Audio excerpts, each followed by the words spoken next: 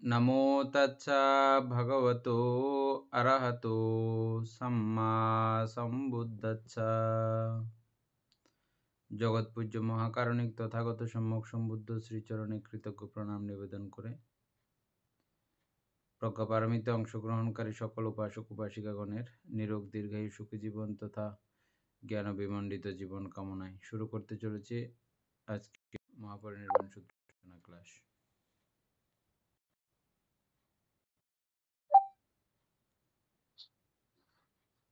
বন্দে বন্দনা মঙ্গল মঙ্গল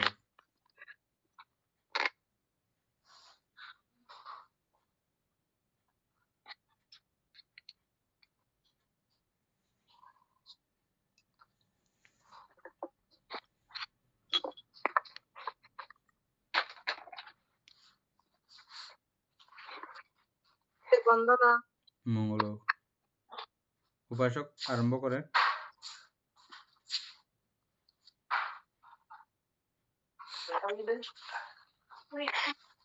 ধম্ম বিচয় সম্বোজ্জাঙ্গাং ভাবিষ্যন্তি।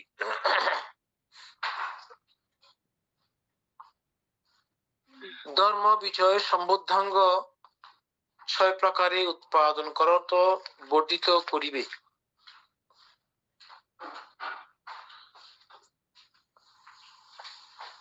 ধর্মসমূহের বিচয় ধর্ম বিচয়, তাহাই সম্বোদ্ধাঙ্গ ধর্ম বিচয় সম্বোদ্ধাঙ্গ।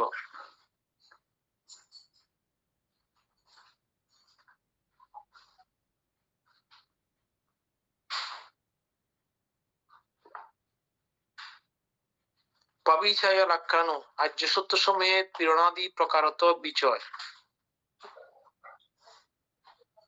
আর্য সত্য সমূহের পীড়নাদি মানে এখানে পীড়নাদি বলতে কি বোঝা চাচ্ছেন? যে আর্য সত্য যথাযথ উপলব্ধি। আচ্ছা, ওটাকে পীড়নাদি বোঝানো হচ্ছে না?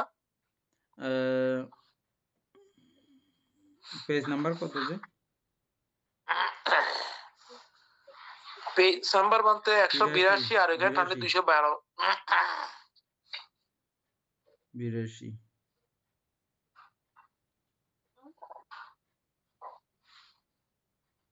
ধর্মবিচার সম্বোধনের মধ্যে তৃতীয় লাইনে আর্য সত্য সমূহের পীড়নাদি প্রকারত অর্থাৎ দুঃখ পীড়ন বলতে দুঃখ আর কি। এখানে এই পীড়ন শব্দের অর্থ দুঃখ। তো পীড়নাদি বলতে দুঃখ, পীড়নাদি তার মানে বলতে আর্য সত্য চারটায় বোঝানো হয়েছে। চারটায় বোঝানো হয়েছে।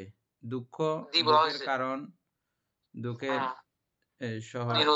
চারটাই। এগুলো বসে বিচার করা। ধর্ম বিচার মানে হচ্ছে যে চারি আর্য সত্য বসে বিচার করা।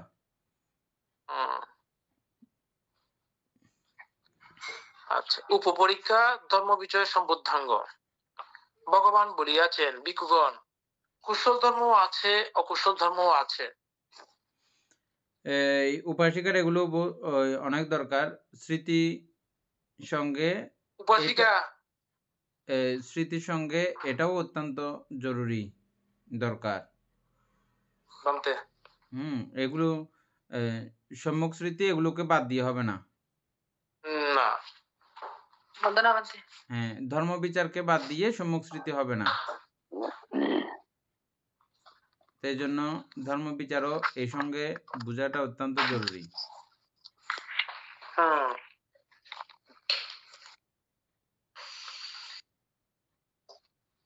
অথচ ধর্ম বিচার একটা নর্মাল একটা কথা, কিন্তু এই কথাটা কত বিশাল একটা ব্যাপক ব্যাপার প্রবেশ করে গেছে না? হ্যাঁ, বলতে সম্বুদ্ধি লাভ করতে হলে ধর্ম বিষয় অবশ্যই প্রয়োজন আছে। বলতে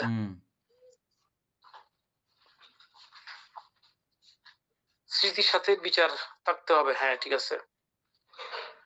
আচ্ছা, ভগবান বলিয়াছেন, ভিক্ষুগণ, কুশল ধর্মও আছে, অকুশল ধর্মও আছে। বলা হচ্ছে কৃষ্ণ ধর্ম ও শুক্র ধর্ম।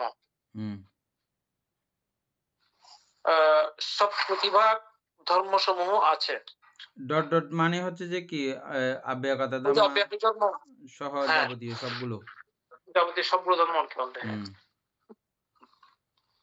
যেমন এখানে কৃষ্ণ ধর্ম, শুক্ল ধর্ম এগুলো তো আমরা পাই নাই মনে হয়, পাইছিলাম? কৃষ্ণ ধর্ম মানে পাপ ধর্ম, শুক্ল ধর্ম মানে পুণ্য ধর্ম, কুশল ধর্ম। ও আচ্ছা।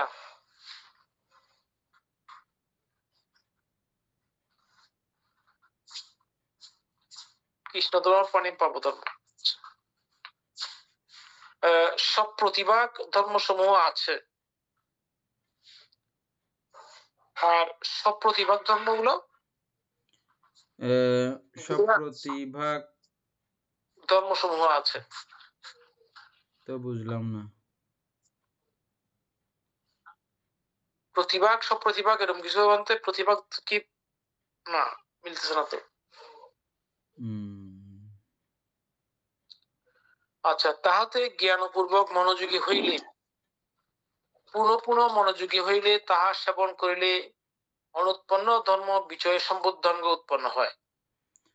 উৎপন্ন যাই ধর্ম হোক, বিজয় সম্বুদ্ধাঙ্গ গঠিত হয়। যাই হোক, আমাদের এই এই জায়গাগুলো যদি আমাদের কোনো সমস্যা হয়, আমরা মূলত 52 প্রকার ধর্ম সম্পর্কে আমরা জানি। হ্যাঁ, জি, ওগুলোরই নানাভাবে, নানা রূপে, নানা জায়গাতে উপস্থাপিত হবে যে, ওগুলোর বাইরে কোনো কিছু নাই। না ওইগুলো বাড়িতে নাই বানতে। 52 হ্যাঁ, প্রকার ধর্মের বাইরে আর কোনো ধর্ম নাই। না তো সেহেতু ওগুলোকেই সংযোজন বিযোজন করেই ওগুলোকে নানান আকারে নানান প্রকারে সংযোজিত করে সেই চতুরার্য সত্যের আর্যাষ্টাঙ্গিক মার্গ ওগুলোকে কেন্দ্র করেই হয়েছে যে। অনুষ্ঠিত পরিচিত হয়েছে। হ্যাঁ, সুতরাং ওইটা মূল জায়গায় জানলে এগুলো আমাদেরকে আটকাইতে পারবে না। না বানতে ঠিক আছে।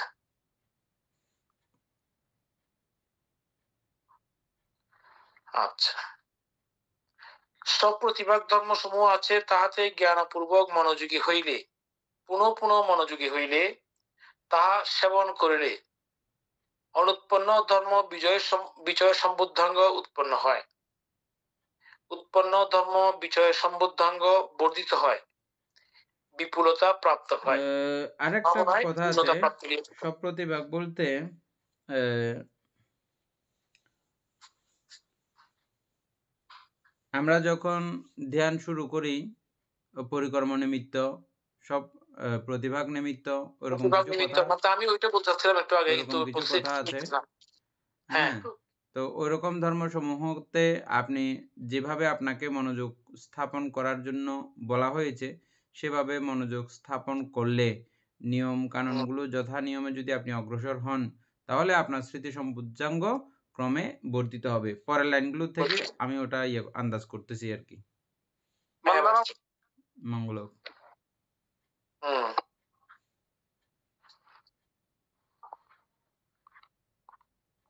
কারণ এখানে এই ভাবনা পূর্ণতা প্রাপ্ত হইয়া থাকে বলা হচ্ছে, এভাবে না করলে ভাবনা পূর্ণতা প্রাপ্ত হবে না। হ্যাঁ,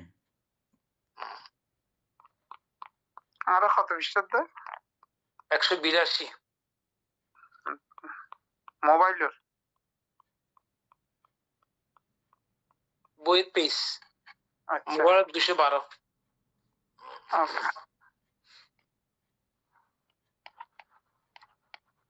টপ করে সাউন্ড বন্ধ করে রাখো। অফিস 6টি কারণ ধর্ম বিজয় সম্বুদ্ধাঙ্গের উৎপাদনে সহায়তা করে। অপিচ মানে তথাপিও। তথাপিও, হ্যাঁ, 6টি কারণ ধর্ম বিজয় সম্বুদ্ধাঙ্গের উৎপাদনে সহায়তা করে, যথা আচার্যগণের নিকট কুশলাদি সম্বন্ধে প্রশ্ন জিজ্ঞাসা করত, তাহা জানিয়ে লওয়া। একটা একটা আচার্যগণের কাছে কুশলাদি প্রশ্ন জিজ্ঞাসা করা। শরীর ও পরিচ্ছন্নাদি পরিষ্কার পরিচ্ছন্ন রাখা, শরীর ও পরিচ্ছদ অর্থাৎ কাপড় চোপড়, তারপর আপনার ঘর, হ্যাঁ, পরিষ্কার পরিষ্কার পরিচ্ছন্ন। প্রথম শর্ত হচ্ছে যে যতদূর পারে সম্পত্তি কম রাখা, মানে যে ঘরে আপনি ধ্যান করবেন ওই ঘরে একটু জিনিস কম থাকা, প্রয়োজনের অতিরিক্ত জিনিস ব্যবহার না করা। দ্বিতীয়ত হচ্ছে যেগুলো আছে এগুলোকে সবসময় পরিচ্ছন্ন করে রাখা। হুম, দাড়ি, চুল, নখ এগুলো কেটে রাখা, এগুলো পরিচ্ছন্নতার অঙ্গ আরকি। হ্যাঁ বান্তে। তারপরে শ্রদ্ধাদি ইন্দ্রিয়ের সমতাকরণ। এটা খুব গুরুত্বপূর্ণ। এটা হচ্ছে ইম্পর্টেন্ট, হ্যাঁ, হ্যাঁ, খুব গুরুত্বপূর্ণ। শ্রদ্ধাদি শ্রদ্ধা সহ এই যে হুম, পঞ্চ ইন্দ্রিয় আছে না? হ্যাঁ, পঞ্চ ইন্দ্রিয় পঞ্চবল এ হুম, একজন আবৃত্তি করেন না এগুলো। রিংকু বড়ুয়া পঞ্চ ইন্দ্রিয়গুলো মনে আছে? পঞ্চ ইন্দ্রিয় পঞ্চবল, শ্রদ্ধা, বীর্য, স্মৃতি, সমাধি, স্মৃতি, প্রজ্ঞা বান্তে। সমাধি, প্রজ্ঞা। হ্যাঁ, শ্রদ্ধা সেই সঙ্গে বীর্য। একই রকমে একই নিয়মে স্মৃতি এবং সমাধি। এট এ টাইম প্রজ্ঞা। হ্যাঁ, এগুলো সবগুলোর কন্টিনিউ মানে ক্রমিক ব্যালেন্স করলে করতে প্রজ্ঞাটা হবে। শোনা বান্তে।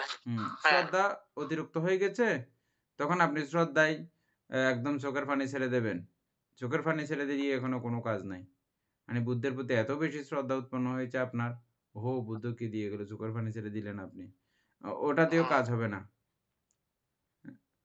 সেই সঙ্গে বীর্য। হ্যাঁ, আপনি ধর্ম আচরণ করার জন্য একদম মানসিকভাবে খুব সুদৃঢ় আ হুম, ইয়ে হয়ে গেছেন, একদম তদ্গত প্রাণ হয়ে গেছেন। হুম। বীর্য, আ স্মৃতি, স্মৃতি। স্মৃতিও নির্ভুলভাবে আপনি রক্ষা করতেছেন। তারপর সমাধি। এবং এক জায়গায় চিত্তকেও স্থির রেখেছেন। যে আলম্বনে স্থির রাখা উচিত, যে কর্মস্থান আপনি গ্রহণ করেছেন সে জায়গায় হুম, স্থির রাখা হুম, এবং প্রজ্ঞা। এই সমাধি, ক্ষেত্রে প্রজ্ঞা, হ্যাঁ। প্রজ্ঞা এবং স্মৃতি ২ টা কথাই আছে। আ এক দৃষ্টিকোণ থেকে ২ টা স্মৃতি আপনাকে প্রজ্ঞায় পৌঁছাবে। প্রজ্ঞায় যেটা দেখাবে ওটাকে প্রজ্ঞায় দেখাই দেবে যে কি এটাও নিত্য, দুঃখ, অনাত্মা। আর স্মৃতির কাজ হুম, হচ্ছে যে কি হ্যাঁ, ঠিক তো, তাই তো, এটার সমর্থন জানানো। এটা হচ্ছে স্মৃতির কাজ। ২ টাই জিনিস আছে কিন্তু এখানে। হ্যাঁ বান্তে, ২ টা প্রজ্ঞাও থাকবে। তবে আছে এখানে এবং স্মৃতিও আছে। তাহলে আমরা আবার জানি যে কি স্মৃতি মানেই প্রজ্ঞা। ওরকমও আমরা আগে থেকে জানতাম। বান্তে, এখানে কিন্তু বান্তে আরো ওইটাও এড হবে। ওদিকে সম্মুখ দৃষ্টি, সম্মুখ সংকল্প এড হবে বান্তে হ্যাঁ, এগুলো এগুলোর সাথে। হ্যাঁ, হ্যাঁ, এগুলো তো এড থাকবেই। এগুলো এড থাকবে, না হুম। হলে হবে না। হ্যাঁ, তাহলে প্রজ্ঞা বিচার করে দেবে যে কি প্রজ্ঞার মধ্যে আবার ধর্ম বিচয়ও আছে। হ্যাঁ, বিচার হ্যাঁ, করে দেবে যে এটা অনিত্য, দুঃখ, অনাত্মা। আর স্মৃতির কাজ হচ্ছে যে হ্যাঁ, এটা অনিত্য, দুঃখ, অনাত্মাই। স্মৃতি এটা করতে দেবে না কখনো এটা নিত্য। করতে দেবে না কখনো এটা সুখ। করতে দেবে না কখনো এটা আত্মা। ওই জায়গাতে কখনো আনতে না দেওয়া স্মৃতির কাজ। হুম, প্রজ্ঞাকে সমর্থন জানিয়ে যাওয়া স্মৃতির কাজ। প্রজ্ঞার প্রতিপক্ষ না করা স্মৃতির কাজ। তাহলে এই পঞ্চ ইন্দ্রিয়ের সমতা রাখতে হবে। হ্যাঁ, এটাও স্মৃতি ইয়া এটা কি ধর্মবিজয় সম্বুজ্জাঙ্গ ধর্মবিচার। বাড়ানোর হুম, বা আ ক্রমে সমৃদ্ধ করার উপায়। এটা হ্যাঁ, এগুলো বলতে কিভাবে উৎপন্ন করা হবে ৬ টি কারণ হুম, দর্শানো হইছে আরকি। এখানে আরো আছে বলতে। তো বলা হচ্ছে প্রজ্ঞাহীন ব্যক্তি পরিবর্জন। হ্যাঁ, হ্যাঁ। ওই যে যারা কালকে যেটা বলছিলাম। দুষ্প্রাজ্ঞ বা হ্যাঁ, দুশ্চরিত্রতা। প্রজ্ঞাহীন তাদের তা তাদেরকে এখন আমরা খুব সহজেই আমরা চিনতেছি না? হ্যাঁ, বলতে। হ্যাঁ? দেখেন পরিয়তি ধর্মটা কত গুরুত্বপূর্ণ। পরিয়তি ধর্ম কমপ্লিট না হইলে আপনি প্রজ্ঞাবান ব্যক্তি, দুষ্প্রাজ্ঞ ব্যক্তি এগুলো চিনারও কোনো উপায় নাই। হ্যাঁ, বলতে। চিনারও কোনো উপায় নাই। হ্যাঁ, তারপরে প্রজ্ঞাবান ব্যক্তির সেবন।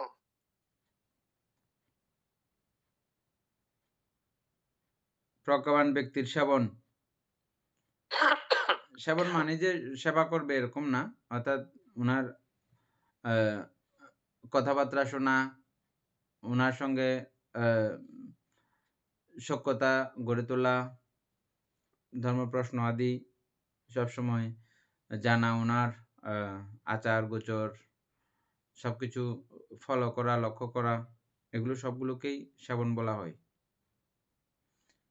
ওনার কথাবার্তাগুলো যেভাবে বলেন সেভাবে কথাবার্তা বলার চেষ্টা করা।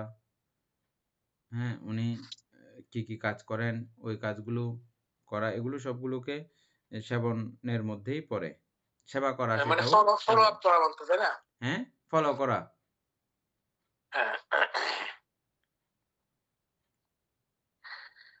প্রজ্ঞা উৎপাদনের জন্য সতত চেষ্টান্বিত থাকা। প্রজ্ঞা উৎপন্ন করার জন্য সতত প্রচেষ্টা করা। প্রজ্ঞা উৎপাদনের জন্য সতত চেষ্টান্বিত থাকা। হ্যাঁ, ঠিক আছে। তবে মহাসতিপট্টার সূত্রে গম্ভীর প্রজ্ঞা প্রভেদ প্রত্যবেক্ষণ সহ 7 প্রকার উক্ত হইয়াছে। এই রূপে উৎপন্ন ধর্ম বিজয় সম্বুদ্ধাঙ্গ অরত্ব মার্গ লাভে পূর্ণতা প্রাপ্ত হয়।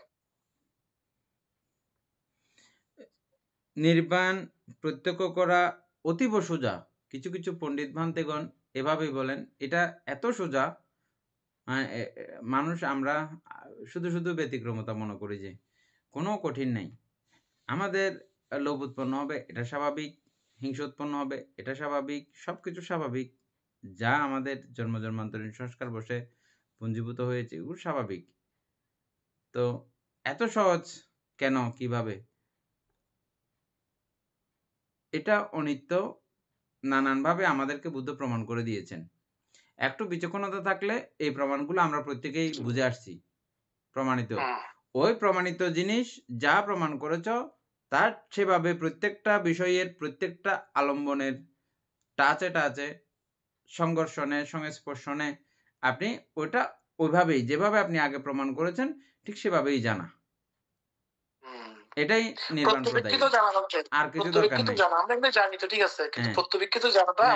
অর্থাৎ আপনার যে মুহূর্তে যে আলম্বনের সঙ্গে সম্পর্কিত হয়েছে ওই আলম্বন আপনি যেভাবে এটাকে প্রমাণ করে ফেলেছেন আগে পুঁথিগত বিদ্যার মাধ্যমে, পরিয়ত্তি শিক্ষার মাধ্যমে যেভাবে আপনি প্রমাণ করেছেন সেটা আবার এই মুহূর্তে এটাকে আবার রেজাল্ট দেওয়া। হ্যাঁ, এটাই এটা সুখ না, এটা দুঃখই, এটা নিত্য না, এটা অনিত্যই, এটা আত্মা না, এটা অনাত্মাই।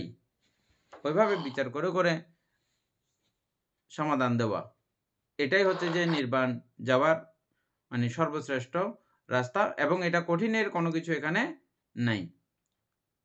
কিছু কিছু পণ্ডিত ভান্তেগণ এভাবে মানে উক্তি করেন, এত সোজা, মানে এত সোজা। হ্যাঁ, মানে শুধু শুধু আমরা এটাকে মানে অনেক কিছু ইয়ে করতে গিয়ে জটিল বানিয়ে ফেলি। আসলে কোনো জটিল না, শুধু এটা এমনই বলো, এটা বলতে থাকো, একসময় এটা তোমার মনের মধ্যে আর জায়গা নিতে আর পারবে না। অর্থাৎ এটা আর তৃষ্ণার পর্যায়ে যেতে আর পারবে না। প্রাথমিকভাবে থাকলেও কিন্তু পরবর্তীতে উপাদান পর্যন্ত যাওয়ার সাহস সুযোগ কোনো আলম্বন আর পাবে না। মিট হয়ে গেছে। হ্যাঁ, তারপরে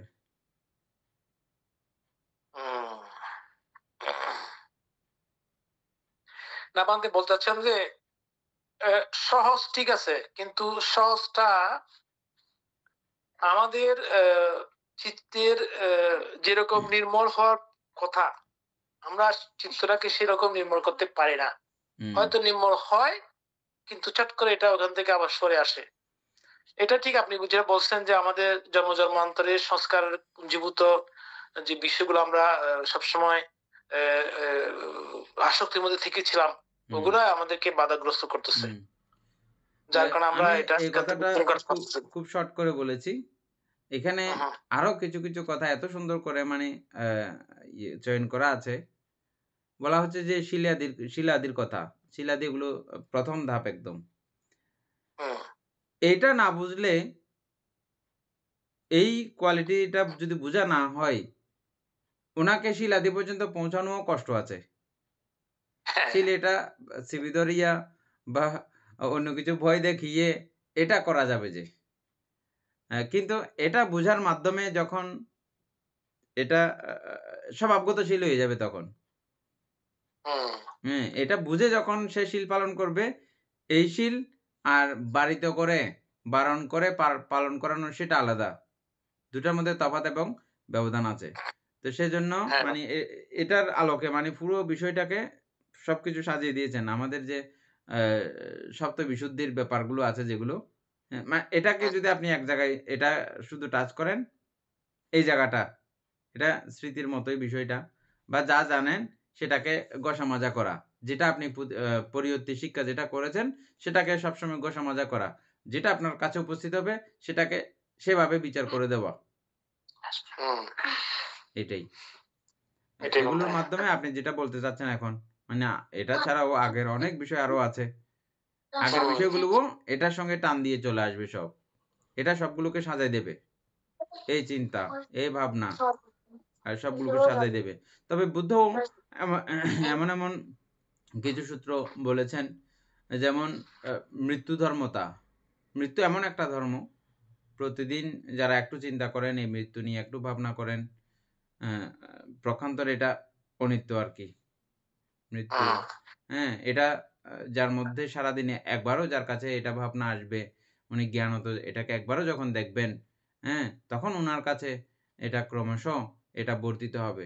আমরা প্রত্যেকেই যে কাজ করি ওটাতে প্রত্যেকদিন ফোকাস দিতে, দিতে যেমন এটা সমৃদ্ধ হয়, এটা উন্নত হয়, ঠিক এই মৃত্যুও এমন একটা ধর্ম, এটাকে যখন আপনি ফোকাস দেবেন, এটাকে যখন প্রত্যেকদিন যত্ন করবেন, এটাও আপনাকে এমন একটা জায়গায় পৌঁছাবে।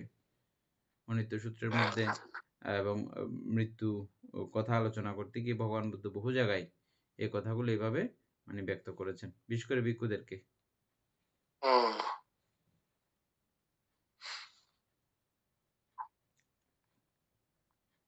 হুম, এটার তারপরে মধ্যে কি অনিত্য লক্ষণ সূত্রের কথা বলছেন আপনি এটা? অনিত্য লক্ষণ সূত্রের মধ্যে এ একভাবে হ্যাঁ, বলেছেন। একবার বলেছেন। তারপরে হ্যাঁ, ঠিক আছে, ঠিক আছে। আর ভিক্ষুদেরকে এটা মানে যেগুলো নিত্য স্মরণীয়, নিত্য সেবনীয়, হুম, সারাক্ষণ স্মরণীয়, সারাক্ষণ সেবনীয় এই বিষয়ের মধ্যে হুম, এগুলো একটা। মানে আচ্ছা, মহাহিতৈষী, মহা আ উপকারী এবং আম গুপ্তধনের মধ্যে শ্রেষ্ঠতম পর্যায়ে এর মধ্যে এগুলোকে মানে ব্যক্ত করেছেন বুদ্ধ। মানুষের গুপ্তধন আচ্ছা, পাইলে আচ্ছা। অতীব যত্নে রাখে না? মানে হ্যাঁ, মহাধন পেয়ে গেছে অতীব যত্নে রাখে না? এটাও ঠিক সেভাবে তোমরা সংরক্ষণ করো। সেভাবে তোমরা রাখো। তাহলে তোমরা আ প্রতিদিনই তোমাদের উৎকর্ষতা, প্রতিদিনই তোমাদের নির্মলতা এবং প্রতিদিনই শান্তি সুনিবিড় হচ্ছ, এটা তোমরা নিজেরাই প্রত্যক্ষ করবে। সূর্যগত, মানে হ্যাঁ। প্রতিদিন যে তোমরা শান্ত হচ্ছ, শান্তি পাচ্ছ, এটা তোমরা প্রত্যক্ষ করবে। এইটা ঠিক আছে বলতে হয়। আচ্ছা। তা হচ্ছে বীর্য সম্বুজ্জাঙ্গাং ভবিষ্যন্তি। ভবিষ্যন্তি। হুম। বীর্য সম্বুদ্ধাঙ্গ ৯ প্রকারে উৎপাদন করত বর্ধিত করিবে। উপাসিকা আছে না নাই? আছে বলতে আছে।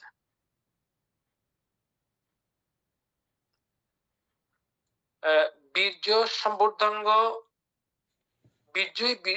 বীর্যই সম্বুদ্ধাঙ্গ বীর্য সম্বুদ্ধাঙ্গ।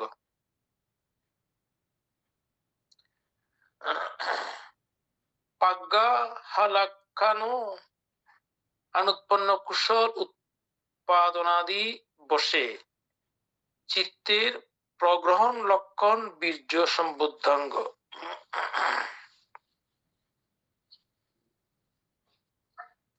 অনুৎপন্ন কুশল উৎপাদনাদি বসে চিত্তের প্রগ্রহণ লক্ষণ বীর্য সম্বুদ্ধাঙ্গ। বুঝছেন?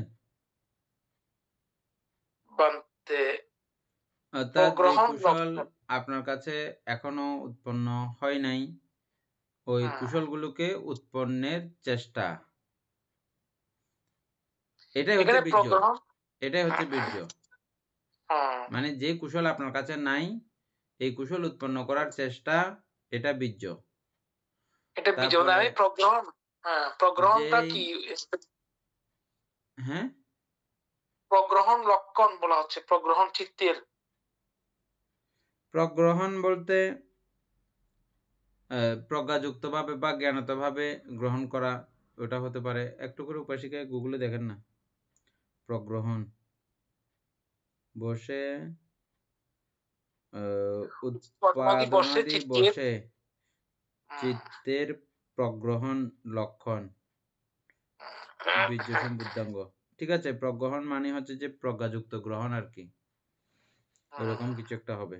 না ওইখানে তো অবশ্যই আমাদের প্রজ্ঞা না থাকলে তো ওইটা বৃদ্ধি করতে পারবে না হালতে। হ্যাঁ। হ্যাঁ,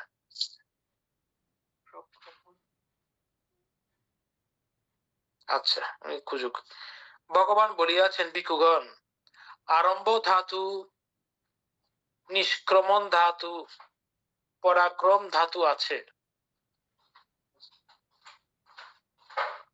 আরম্ভ ধাতু, নিষ্ক্রমণ ধাতু, আরটা হচ্ছে পরাক্রম ধাতু। এগুলোর মধ্যে কোনগুলো?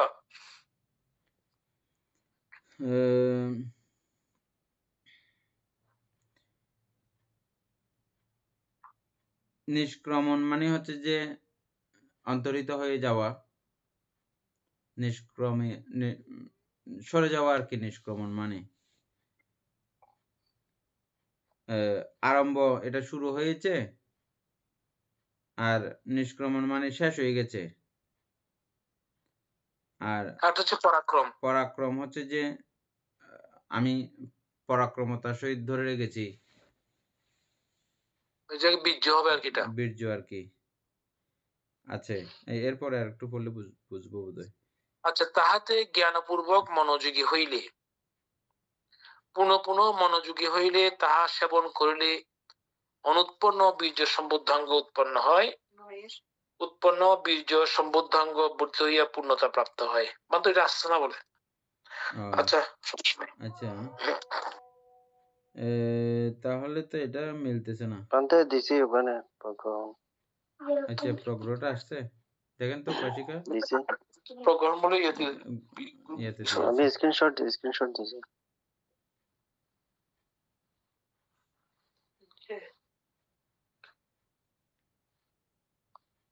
এটা তো প্রগ্রাহ, প্রগ্রাহ্য, প্রগ্রহণ না।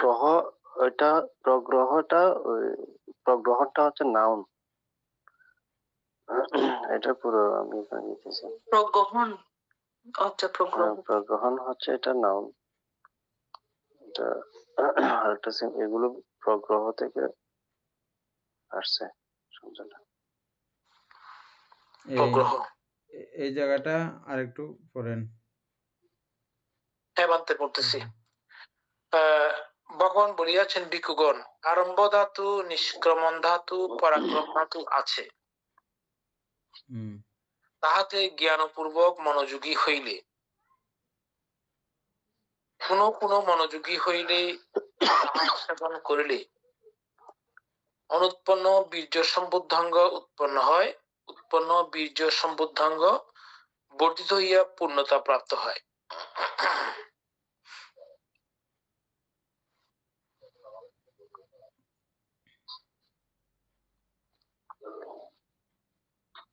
ঠিক আছে তোমার এটা? অর্থাৎ আরম্ভ, আচ্ছা ওই তিনটা আপনি করতেছেন যে, হ্যাঁ, আরম্ভ, তারপরে নিষ্ক্রমণ, শেষ। ওই পরাক্রমটা দেওয়াতে পরাক্রম এটা ঠিক আছে, আরম্ভ এবং শেষের মধ্যে পরাক্রম হচ্ছে যে ওখানে এটা দেখে থাকা। কিন্তু আমাদের এখানে ধাতু দিল কেন? এখানে এক দৃষ্টিকোণ থেকে আসলে সবগুলো তো ধাতু। যেমন পঠবী ব্যক্তিগতভাবে একটা ধাতু, ওই দৃশ্য ওইটা ঠিক আছে বলতে, কিন্তু এরকম একটা তো শব্দ গুণাবলী পাইনি। বহন করতেছে, আর সবগুলো মিলেমিশে আবার আরেকটা আরেক রকমের গুণধর্মতায় পরিবর্তিত হয়। তো এখানে যেমন লেখা আছে কি আরম্ভ ধাতু। আরম্ভ হওয়ার সময় এক ধরনের গুণাবলী ছিল।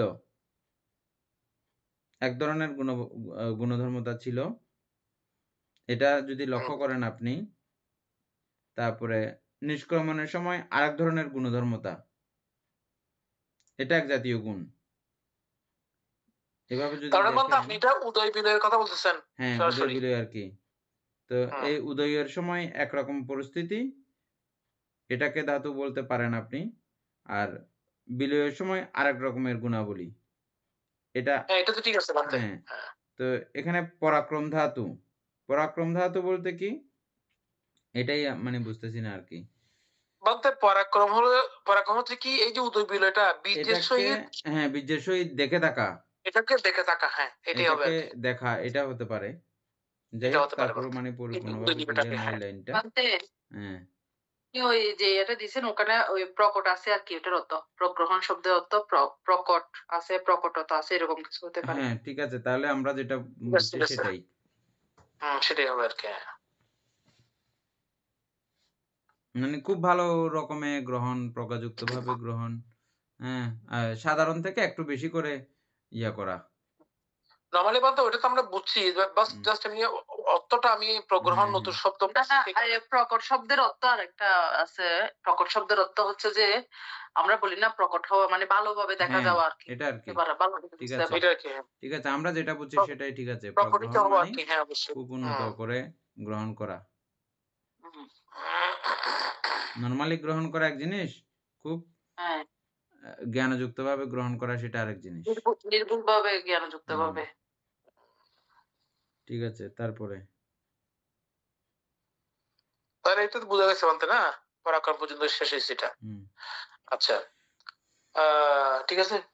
না, আচ্ছা। পরাক্রম পর্যন্ত আমি সন্তুষ্ট না এর দূরের মধ্যে, তারপরে চলুক। ও আচ্ছা। না বলতে ওইরকম ছাড়া যদি আমরা উদয় বিলয় দেখি তাইলে আপনার আরো একটু পড়লে পরাক্রমটা, হয়তো কিছু পাইতে পারি। হ্যাঁ হয়তো কিছু পাইতে পারি। হ্যাঁ, ঠিক আছে। তাহাতে জ্ঞানপূর্বক মনোযোগী হইলে, পুনঃ পুনঃ মনোযোগী হইলে, তাহা সেবন করিলে আচ্ছা, অনুৎপন্ন বীর্য সম্বুদ্ধাঙ্গ উৎপন্ন হয়, উৎপন্ন বীর্য সম্বুদ্ধাঙ্গ বর্ধিত হইয়া পূর্ণতা প্রাপ্ত হয়। হুম, তাহলে এখানে অন্য উপায় না। এখানে ৯ টি উপায় এখনো আসে নাই। মূলত না বলতে এটা কিভাবে আপনি এটা করবেন, এটা সার্বিক নিয়ম। সার্বিক হ্যাঁ, নিয়ম, আপনাকে বীর্য কোথাও থেকে এসে এখানে পড়বে না। আপনাকে না, এভাবে যেমন আছে ১ম তেমন থেকে আপনাকে শুরু করতে হবে। হ্যাঁ? এ এটার আ আরম্ভ ধাতু দেখা এবং নিষ্ক্রমণ ধাতু দেখা প্রত্যেকটা কিছুর। আর পরাক্রম হচ্ছে যে ওখানে পরাক্রমতার সহিত আপনাকে চেষ্টা করা। হুম, আরম্ভ এবং নিষ্ক্রমণকে পরাক্রমতার সহিত চেষ্টা করা। দেখার হুম, জন্য। ওই এটা যে ওইটা কি বলতে বীর্য হ্যাঁ, দ্বারা দেখার জন্য আর কি, বীর্য। ওটাই মিলছে হ্যাঁ, আরকি। আর কিছু তো হ্যাঁ, হুম। ঠিক আছে। ওটাই। আচ্ছা বাদ এখানে কিসের কিসের আরম্ভ ধাতু, পরাক্রম ধাতু এগুলো বলতেছে এগুলো যেকোনো চিত্তের, কিছুর, যেকোনো চিত্তের কিছুর। চিত্তের বলুন আর যা কিছু আলম্বনের, আপনার এটা কাছে আলম্বনের হবে আর কি। আলম্বন, আলম্বনের হবে যেভাবেই বলতে আলম্বন। প্রতিবাদ হোক না কেন, প্রত্যেকটা কিছুর আরম্ভ আছে। হুম, প্রত্যেকটা কিছুর শেষ আছে। হ্যাঁ? তারপরে আমরা অভিধর্ম অর্থ সংগ্রহের মধ্যে পড়ার সময় অ্যা ওই আলোচনাটাও আমরা পেয়েছিলাম, স্থিতিকাল। হুম, কিন্তু আরব পণ্ডিতগণ স্থিতিকালকে স্বীকার করতেছেন না। এই আলোচনাগুলো আমরা পেয়েছিলাম তো। কিন্তু এখানে হ্যাঁ, বলতে স্থিতিকালের অস্তিত্ব এখানেও নাই। আরম্ভ ধাতু আছে, হ্যাঁ, নিষ্ক্রমণ আছে। হুম। আচ্ছা, অপিস ৯টি কারণ বীর্য সম্বুদ্ধাঙ্গ উৎপাদনে সহায়তা করে। ওই ৯টি কারণগুলো এখন। যথা অপায় ভয় প্রত্যবেক্ষণ। হ্যাঁ, ১ মানে এক, বীর্য মানে সম্পুজ্জাঙ্গ যদি আপনার না থাকে, এটা হ্যাঁ, বাড়ানোর জন্য অপায় অপায় ভয় প্রত্যবেক্ষণ। প্রত্যবেক্ষণ। তাহলে দেখেন, কোন জায়গাতে আপনি এরকম কোন কথা পাচ্ছেন? ভাবিজন্ম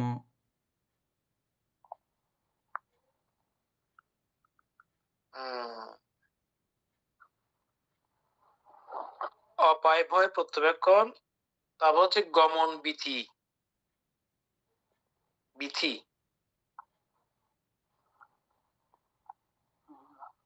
অপায় ভয় প্রত্যবেক্ষণ গমন বিধি এটা বলতে বলতে নির্বাণগামী অপায় ভয় প্রতিপদার সহিত বিদর্শন আর্যমার্গ এবং সপ্তবিশুদ্ধি পরম্পরা।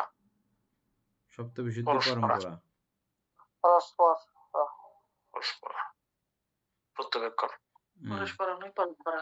পরম্পরা প্রত্যবেক্ষণ, ঠিক আছে। সপ্তবিশুদ্ধিকে গমন বিধি মানে হচ্ছে যে, অর্থাৎ একটা হচ্ছে যে অপায় ভয় প্রত্যবেক্ষণ, আর দ্বিতীয় হচ্ছে যে ওই যে সপ্তবিশুদ্ধিকে প্রথমে শিল বিশুদ্ধি থেকে শুরু করে যে সিস্টেমগুলো আছে। সুকুমার বাবু তো নাই না? না মানতে সপ্তবিশুদ্ধি গুলো উপাসিকার মনে থাকলে বলেন তো। সপ্তবিশুদ্ধি কঙ্কা উত্তরণ বিশুদ্ধি, প্রথম হচ্ছে যে মার্গ। শিল বিশুদ্ধি, শিল বিশুদ্ধি, দৃষ্টি বিশুদ্ধি, কঙ্কা উত্তরণ বিশুদ্ধি, কঙ্কর্তন বিশুদ্ধি, মার্গ মার্গ মার্গ জ্ঞান দর্শন বিশুদ্ধি, জ্ঞান দর্শন বিশুদ্ধি, প্রতিপদা জ্ঞান দর্শন বিশুদ্ধি মানতে। আর 7টা হয় নাই? আচ্ছা, শিল বিশুদ্ধি, দৃষ্টি বিশুদ্ধি, তারপর হচ্ছে কঙ্কর্তন বিশুদ্ধি, মার্গ মার্গ জ্ঞান দর্শন বিশুদ্ধি, তারপরে প্রতিপদা জ্ঞান দর্শন বিশুদ্ধি, আর 2টা আছে তো। বাইরে হচ্ছে মনে হয়। গুগলে আছে, ওই আমাদের সৌদি বানতে বইতে ছিল বানতে ইয়ার। গুগলে আছে। আমার ভুলে গেছি, বানতে আগে ছিল মনে হলো। শিল বিশুদ্ধি, চিত্ত বিশুদ্ধি, দৃষ্টি বিশুদ্ধি, বিশুদ্ধি আছে বানতে একটা। একটা দৃষ্টি বিশুদ্ধি, চিত্ত কঙ্কা বিশুদ্ধিও আছে উত্তরণ, আর দৃষ্টি বিশুদ্ধিও আছে, তারপর মার্গ কঙ্কা মার্গ বিশুদ্ধি। জ্ঞান দর্শন বিশুদ্ধি, প্রতিপদ জ্ঞান দর্শন বিশুদ্ধি, তারপর আচ্ছা, শুধু জ্ঞান দর্শন বিশুদ্ধি, শুধু জ্ঞান দর্শন বিশুদ্ধি। ঠিক আছে মানতে। ও চিত্ত আর জ্ঞান দর্শন বিশুদ্ধি আছে। তো ওইগুলো তো আমরা আলোচনা করেছি, আমরা প্রত্যেকে জানি। ওই মাফিক আপনি যদি হাঁটা শুরু করেন, এটাও এই 9 প্রকার কারণের মধ্যে এটা দ্বিতীয় কারণ। হ্যাঁ, এভাবে আপনি এটা প্রত্যেকটা বলা হচ্ছে মানতে, এটাকে প্রত্যেকটা বলা হচ্ছে। বীর্য সম্বুদ্ধাঙ্গ বাড়াইতে পারবেন না থাকলে, বাড়ানোর উপায়। বাড়ানোর উপায়, হ্যাঁ। তারপর হচ্ছে পিণ্ডপাতের অপচায়িতা।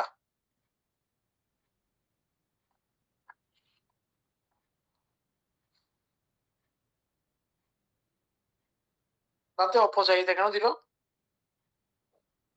পিণ্ডপাতের অপচায়িতা মানে হচ্ছে যে অপচায়িতা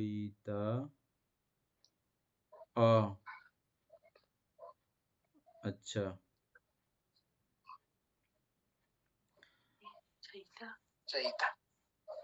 অর্থাৎ এটা ভিক্ষুদের জন্য, এটা। তো এটা পরের কথাও তো সেম আছে মনে হয়, দায়াত মাহাত্ম আর এটা অপচায়িতা একই কথা। দায়াত মাহাত্ম ও সব ব্রহ্মচারী মাহাত্ম প্রত্যবেক্ষণ।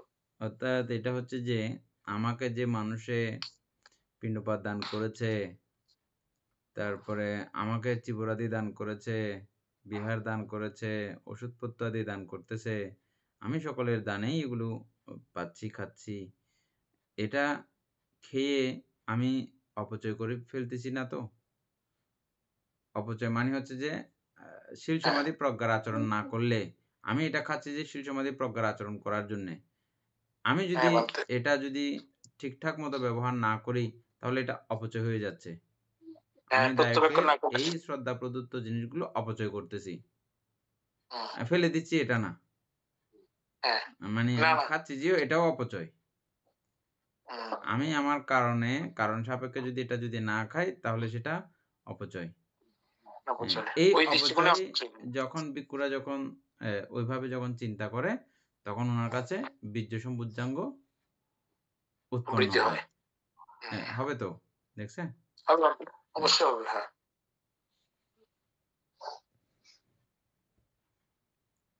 দায়াত মহত্তত্ত্ব দায়াত মহত্ব। দায়াত মাহাত্ম। হ্যাঁ, দায়াত মানে হচ্ছে যে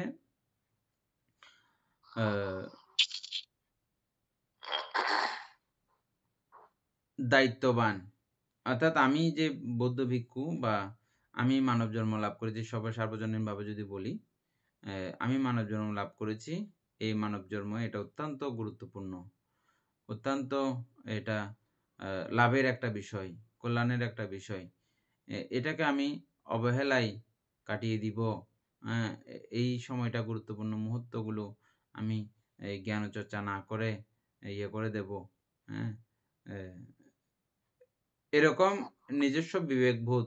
আমি বৌদ্ধ ভিক্ষু, আমার ভিক্ষু হিসেবে সারাক্ষণ শীল সংযমী হয়ে আমার জীবনযাপন করা উচিত। প্রজ্ঞাসম্পন্ন হয়ে জীবনযাপন করা উচিত। এটা দায়াত মহত্ব মানে দায়ভার, দায়িত্বভার, দায়িত্ববোধ। হ্যাঁ।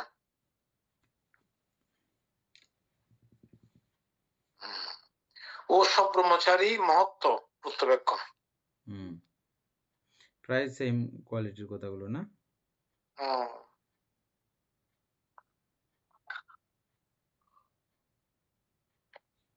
সব ব্রহ্মচারীর মহত্ব মানে আমি যে ব্রহ্মচারী, আমি ব্রহ্মচারীর কার্যক্রমগুলো আমি আমাতে আছে কিনা, আমার মধ্যে যথাযথ আছে কিনা, এটা ও দেখলে তাহলে ওনার কাছে এই বীর্য সম্বুদ্ধাঙ্গ ক্রমে উৎপন্ন হবে।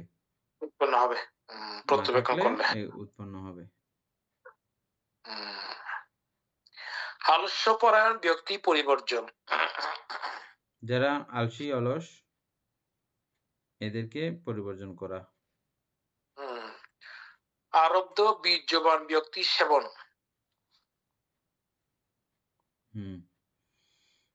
এটা আমরা বুঝছিলাম অন্তরে গতকালকে মনে হয়।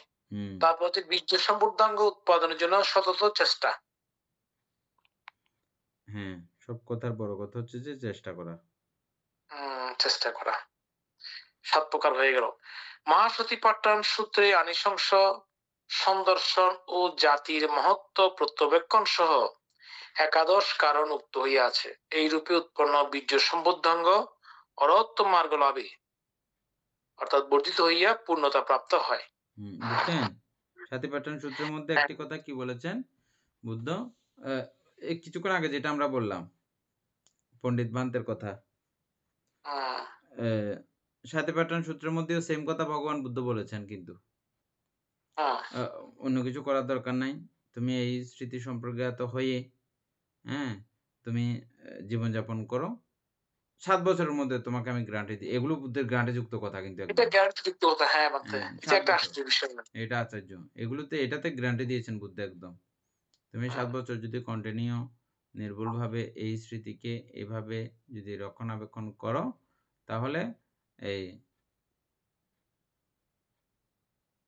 শ্রোতাপত্তি মার্গ থেকে শুরু করে অরহৎ ফল পর্যন্ত পাওয়া সম্ভব। আরো একটু গ্যারান্টিযুক্ত ভাবে বলেছেন 7 বছরের থেকে কমাই দিয়ে কত 7 মাস। 7 মাসেই এটা হয়ে যেতে পারে। হ্যাঁ, নির্ভুলভাবে যদি করে 7 মাসের মধ্যে এটা কমপ্লিট হতে পারে। আরো কমিয়ে 1 মাস। 1 মাসে 7 মাসের পরে 1 মাস না ইয়ে করছেন না? না, ওইটা বলতে ক্রমিক কমছে অনেক ভাবে ইয়ে করছে। একদম লাস্ট 7 দিন। 7 দিন। লাস্ট 7 দিন। অতি আশ্চর্য বিষয় বলতে।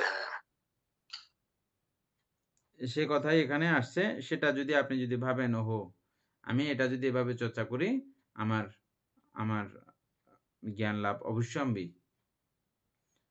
আর এই জ্ঞান লাভ হইলে আমি যাবতীয় সর্বপ্রকারের দুঃখ হইতে পরিত্রাণ আমার দ্বারা সম্ভব। নির্বাণ প্রত্যক্ষ করা আমার দ্বারা সম্ভব। এইভাবে সতিপাট্টায়ন সূত্রকে যদি আপনি খেয়াল করেন, চিন্তা করেন, প্রত্যবেক্ষণ করেন, তাহলে আপনার কাছে বীর্য সম্বুদ্ধাঙ্গ উৎপন্ন হবেই। এখন এটা শোনা মাত্র এখন আপনার চিত্তের মধ্যে কিরকম একটা কাজ করেছে দেখেছেন? মনে উঠা মাত্র মানে প্রত্যবেক্ষণ মানে আবার পুনরায় সঞ্জীবিত করা, মনে করা, মনে উঠা মাত্র আবার একটা নতুন ভাবে উদ্যম তৈরি হয়ে গেছে না? ওই উদ্যমটাই হচ্ছে যে এই বীর্য সম্বুদ্ধাঙ্গ এর সহায়ক। হ্যাঁ, কি বলতে চাচ্ছিলে? না বলছিলাম বলতে এই যে মহাসতিপট্টন সূত্র মূলত বুদ্ধ বলেছেন কুরুবাসীদের কাছে, তাই না? হুম, আহ, তো নরমালি বুদ্ধ না আমি জাস্ট ওই কথাটার জন্য কথাটা বলতে চাচ্ছি বলতে বুদ্ধ এই মহাসতিপট্টন সূত্র কুরুবাসীদের জন্য উনি কুরুবাসীদের জন্য উনি ওখানে দেশনা করেছেন হুম, এবং অভিধর্ম করেছেন স্বর্গে। হুম, তাহলে এই যে দুইটা বিষয় মধ্যে শুধু মহাসতিপট্টন সূত্র এই যে আগের যে বিষয়গুলা বিভিন্নভাবে আলোচিত হয়েছিল, আমি ওই দৃষ্টিভঙ্গির কথা বলতেছিলাম বলছে উনি মানে বলছে এটা শুধুমাত্র ওনাদের জন্য, ওনারা ওই ধরনের পূর্ণবান সত্য ছিলেন বিদায় ওনারা বুঝতে পারবেন সেখানে বলছেন। হ্যাঁ, এখন আমি যদি ওইটা মেনে নিই তাহলে অভিধর্ম তো আরো বেশি কঠিন মানতে। উনি হুম, তো এটা ওনার স্বর্গে করেছেন, তাই না? তাহলে এটা কেন এখানে আমরা এখন আলোচিত করতেছি, তাই না? হুম, এখন এই বিষয়টাকে বুঝে শুনে যদি আমরা এটা নিয়ে ওই রকম কথা না বলে আমরা যদি আচরণ করি তাহলে মনে হয় অনেক ভালো না। আমি জাস্ট ওই কথাটা বলতে চাচ্ছিলাম, মানে বুঝতে হ্যাঁ, পারছেন আপনারা? হ্যাঁ, হ্যাঁ, আমি বইটা পড়ছিলাম মানতে, ও, বুঝছেন? ওইটা মানে বিভিন্ন কথা বলছে তো আমি ওই শব্দটা উচ্চারণ করতে চাচ্ছি না আরকি। ও আচ্ছা, আপনি হ্যাঁ, যেটা বুঝছেন। ও, হ্যাঁ, আমাদের কারণ যারা স্বর্গে গেছে ওরা আমাদের চেয়ে অনেকটা প্রজ্ঞাবান, তাই ওদের জন্য অভিধর্মটা অনেকটা সহজ। না, মানে বুদ্ধ ওখানে এটা ব্যক্ত করেছেন, মনুষ্যলোকে করেননি এমন না। হুম, মনুষ্যলোকে স্বর্গে ওটা করেছেন, ওখানে মানে সযত্নে থাকবে বিষয়টা। দেবগণের কাছে সযত্নে থাকবে। দেবগণ এই বিষয়টাকে তারা বারবার শুনবে যে দেবগণ বুদ্ধের অবর্তমানীয়, তারা ধর্মচর্চা করতেছে না? আমরা যেমন করি অবশ্যই। তারাও করতেছে তো। হ্যাঁ, হ্যাঁ, তারা তাদের মতো করে এটা যদি সংরক্ষণ করে রাখে, এতে তারা ধর্মজ্ঞান লাভ করতে পারবে। আর হ্যাঁ, আমাদের জন্য মনুষ্যলোকবাসীদের জন্য অ্যা ওই অভিধর্ম পুরো তো করছেন তো। আছে। সূত্রপিটকের বিভিন্ন হুম, রন্ধে, রন্ধে অভিধর্ম না এগুলো সব? অবশ্যই মানতে, হ্যাঁ, হ্যাঁ। কিন্তু একগুচ্ছিত করে এটা হুম, সংরক্ষণ মানে দেশনা করে ফেলেছে পুরো বিষয়টাকে ইয়ার মধ্যে, হুম, স্বর্গের মধ্যে। হুম, তারপরে আর এখানে সারিপুত্র বান থেকে বলেছেন, তার মানে এটা আমাদের কাছেও যেন এটা সমৃদ্ধ থাকে। আমরাও হয়ে যেন থাকে। জানি। অ্যা হুম, আমরা বুঝবো না এমন না। তবে হ্যাঁ, আমরা তো সবাই তো আর বুঝবো না, বুঝতেছিও না। এটা শুধুমাত্র বিজ্ঞ, অতি বিজ্ঞ, অতি পণ্ডিত, হ্যাঁ, তাদের জন্য। তাদের জন্য। অতি ওই সময় পণ্ডিত তো ছাড়া তো বুদ্ধিটা চলছে। এমনিও সম্ভব না। না, না, না। অবশ্যই না। যাই হোক তাহলে প্রীতি সম্পর্কে কালকে বলবো আরকি, হ্যাঁ? একটা শেষ হয়েছে তাইলে। না ২ টা শেষ করছি বলতে। দুইটাই হুম। শেষ হয়েছে। সদ্ধর্মপ্রাণ প্রিয় উপাসক উপাসিকা বৃন্দ, এতক্ষণ যাবৎ আমরা মহাপরিনির্বাণ সূত্র এর পরিশিষ্ট আলোচনা করছিলাম। এতে আমরা অপ্রমেয় পুণ্য সম্পাদিত করেছি। এই পুণ্যরাশি অনন্ত চক্রবাসী সত্যগণকে দান করছি, গুরুভান্তিদিওকে দান করছি, মাতা পিতাগণকে দান করছি, যারা আমাকে প্রতিনিয়ত এভাবে ধর্মচর্চায় মহা উৎসাহ দান করে চলেছেন তাদের সকলকে এই পুণ্যরাশি দান করছি। যারা আমাকে প্রতিনিয়ত চারিপ্রত্যাদি দান করেন তাদেরকে এই পুণ্যরাশি দান করছি। এই পুণ্যের কাছে আমরা প্রতিনিয়ত প্রার্থনা করব নির্বাণ লাভ অবধি অসৎ ব্যক্তি মূর্খ ব্যক্তি পাপ ও মিত্রের সংসর্গ লাভ না করে সদা সর্বদা জ্ঞানদর্শী কল্যাণ মিত্রের সান্নিধ্য সংসর্গ লাভ করতে সক্ষম হই। এইরূপ সাধু সংকল্প পোষণ করে আজকের মতো ক্লাস এখানেই সমাপ্ত করছি। সাধু, সাধু, সাধু। ও প্রকাশ। প্রকাশ।